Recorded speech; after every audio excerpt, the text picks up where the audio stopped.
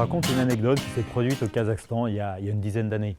Je travaillais pour un groupe agroalimentaire et j'avais convoqué quelqu'un de l'entrepôt parce qu'il y avait un sujet important sur le vol des produits périmés.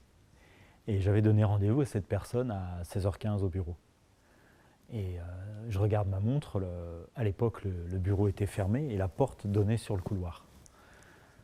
Et puis 16h15 passe, toujours personne, personne frappe, 16h20, 16h25.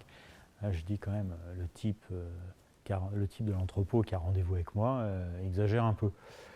Je sors du bureau et je vais voir l'assistante pour lui dire, pourriez dire à monsieur qui se dépêche un petit peu, parce que j'ai d'autres rendez-vous après. Et on était sur un sujet sensible, parce qu'il s'agit de mieux tracer les vols de produits périmés qui sont dans notre entrepôt et qui risquent d'aller à l'extérieur. Et je sors pour aller voir mon assistante et je vois le type devant la porte avec le dossier qui m'attend droit comme un i comme ça. Je dis mais ça fait 10 minutes que je vous attends. Et il me regarde avec un petit sourire gêné, il me dit ben, moi ça fait une demi-heure que je suis là monsieur. Et j'ai eu un moment comme ça, et à la fois de colère et à la fois de stupeur. Et je me suis dit, mais qu'est-ce que je peux lui reprocher? Alors, on a commencé la réunion un petit peu en retard, je l'ai écouté, il avait bien préparé son truc, je l'ai remercié. Et puis pendant quelques temps, cet incident a un petit peu cheminé. Et je me suis dit, qu'est-ce qui s'est passé? Et en fait, si je vous raconte cette anecdote, c'est bien pour illustrer Hofstede. Je vous rappelle que ce modèle de management interculturel est le meilleur modèle dont nous disposons aujourd'hui pour former les managers et pour comprendre l'interculturalité dans l'entreprise.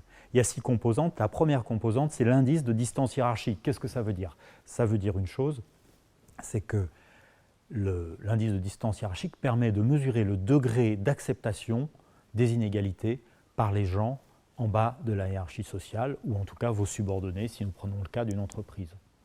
Et donc, dans les pays où l'indice de distance hiérarchique est élevé, c'est-à-dire que les pays où les gens acceptent les inégalités, il est de bon ton de ne pas déranger le boss quand le bureau est fermé.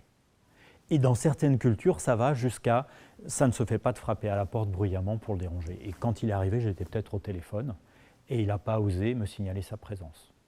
Alors qu'est-ce que j'ai fait?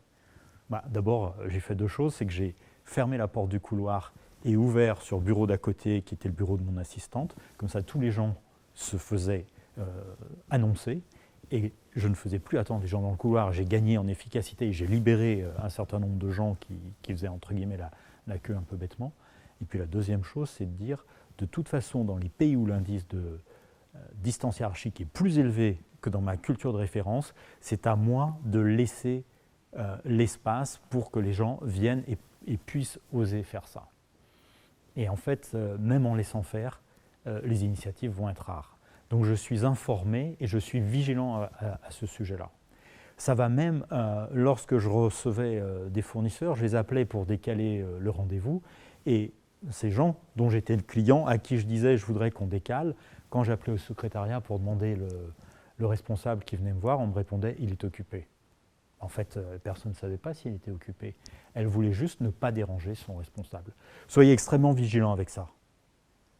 Parce que les gens là-bas ne vont pas vous déranger. Quand il y aura un problème, ils ne vont pas vous le dire. Et vous allez vous en rendre compte tout à la fin du processus.